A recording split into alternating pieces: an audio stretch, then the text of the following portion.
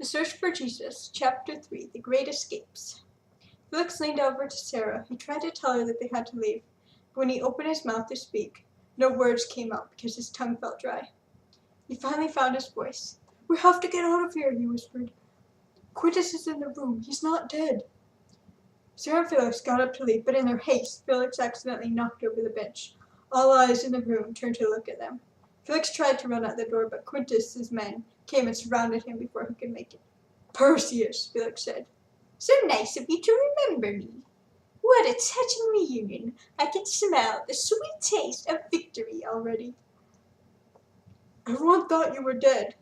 "We were attacked by a wild animal. In all the chaos, 2 of my soldiers escaped and spread the rumor that we were dead.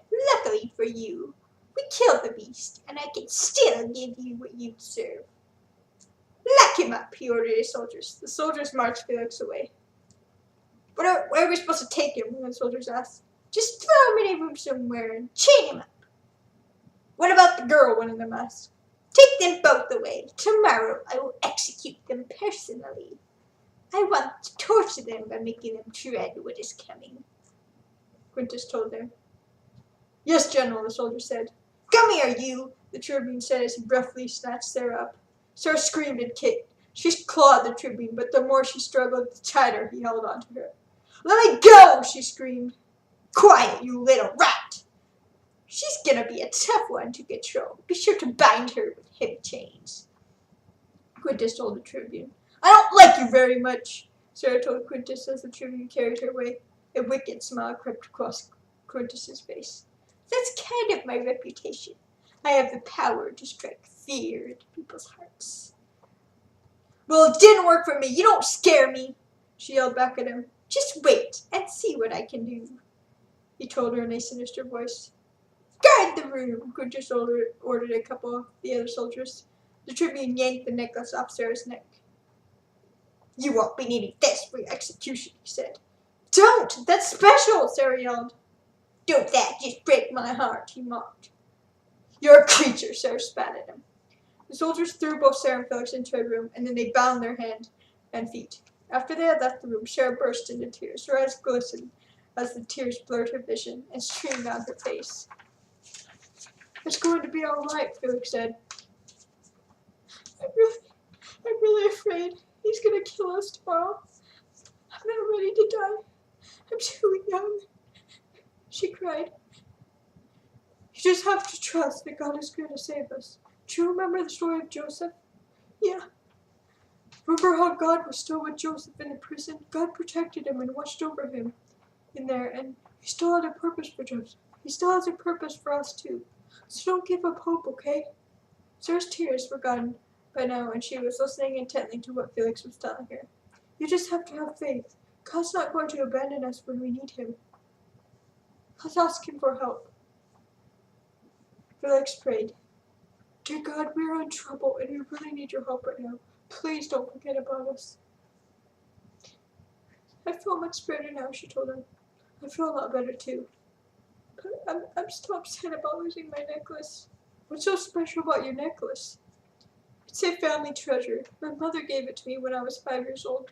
It's been passed down the line. I'm the 5th generation to have the necklace." Sarah and Felix were silent for a moment, and then Sarah broke the awkward silence. "Hey, you know what, Felix? I think we can get along if we really tried. I'm sorry for fighting with you. Sorry about saying I hated you. I really don't hate you. Just get on my nerves sometimes. It's like you have 2 different personalities." "I guess you're right. Sarah, I'm sorry. I'm sorry about just about everything. But we'll try to get along, okay?" "Can I ask you a question?" Sarah asked her. "Yeah, of course. You won't get mad at me?" "No, why would I get mad?" "Well, it's about you and your sister. I don't mind. You can ask me whatever you want. Do the 2 of you fight a lot?" Felix smiled as he remembered all the ridiculous arguments they had had when they were children. "We fought quite a bit when we were children, but we haven't had a huge fight since I was about your age. So it's been a long time. Actually, the older we got, the better friends we became. Must have been really nice, though, to have a sibling around." Felix was not listening to Sarah because he noticed his chains were loose. Hey, Sarah! Hey, Sarah, look, he said as he easily unchained his wrists. Then he unchained his feet in Sarah's hands. It looks like God really does care about us, Sarah said. Felix opened the door where his eyes fell upon the two soldiers lying asleep. He closed the door again. What does your necklace look like? He whispered to Sarah. It's just a white pearl necklace. I'll go try to find it. Be careful. Felix opened the door again and quietly tiptoed past the guards. He opened another door and saw the Tribune lying asleep. His eyes caught sight of something glistening on the wall. He carefully took the necklace and closed the door. He showed the necklace to Sarah and she nodded her head. They tried sneaking out, but the floor creaked beneath them. And suddenly Quintus jumped out, which made Sarah squeal. What are you doing? You're not trying to escape, are you? Quintus grabbed Sarah. Get your hand off of me, she yelled. I should execute you right now. Let her go, Felix demanded. What? Do you think you can order me to do something? Get up, you lazy bones, Quintus barked at the soldiers who were supposed to be watching Sarah and Felix. You're not doing your job correctly. You know what the penalty for failing to do your job is, don't you? Quintus ordered his other soldiers to come and witness this glorious event. Some of the soldiers came and surrounded Quintus. They were finally bold enough to stand up to his tyranny.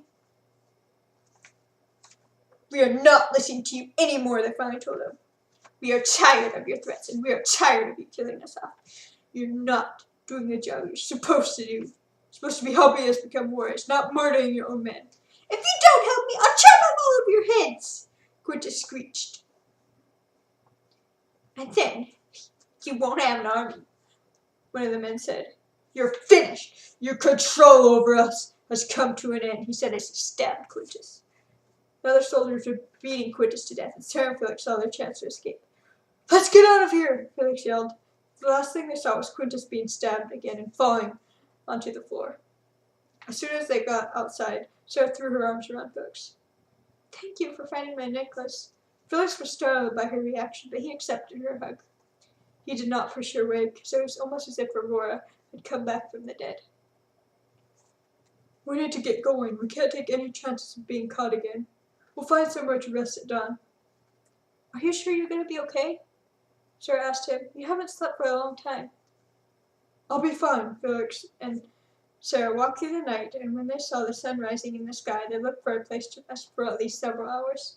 When they found a place, they lay down and took a nap. When Sarah woke up several hours later, she heard a rustling sound that made her think someone was close by. Hello? Who's there? She called out.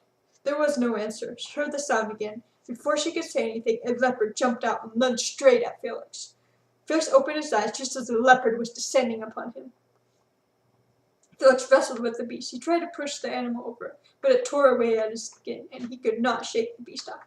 Finally, Sarah grabbed one of the swords and threw it at the leopard. The sword plunged into the leopard, and blood oozed out of its side. The leopard tried limping away, but it was losing too much blood, and it collapsed. Are you all right? You should wash your hands. I'm fine. I'll do it later. Felix walked over to the leopard and drove his sword through its body. Then he slung it over the shoulder. Are you going to thank me? For what? Felix asked her. For saving your life. Oh, is that what you were doing? I thought you were trying to humiliate me. The beast was going to kill you, and I stopped that from happening. So you should be thanking me. Did I ask you to help? I don't need a little girl protecting me. Oh, well, excuse me. I guess I should have just let you die. Sarah yelled angrily. At least I would have died with dignity.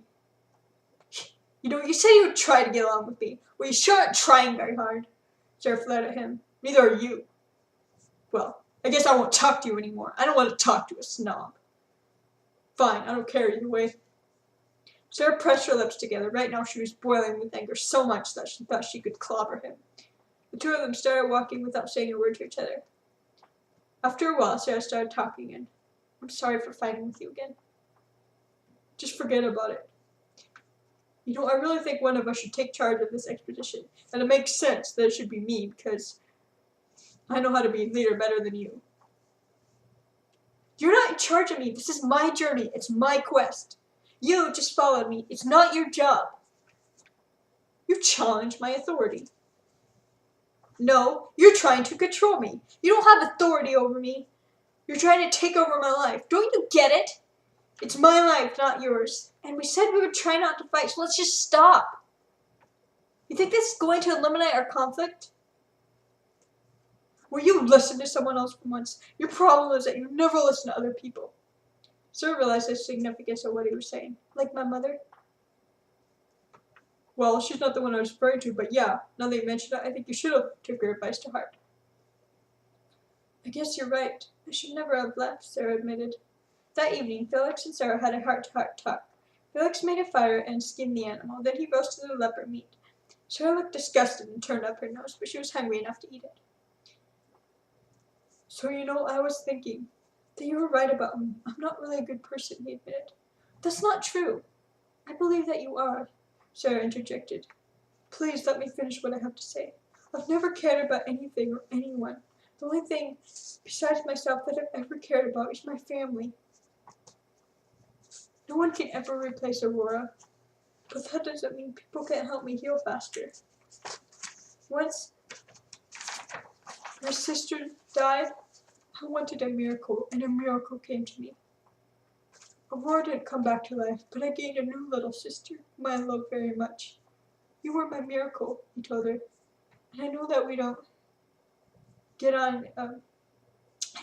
on each other's nerves quite often. But it's just normal. We're just two young people trying to find our purpose in life. And we don't really know who we are yet. But in spite of all our petty bickering, I want you to know that I really do love you. Sarah's heart melted. She was on the verge of tears when he finished speaking. When she started talking, her tears spilled over. Except for my mother, no one has ever cared about me before. I used to pray every day that God would give me a sibling, and now he has.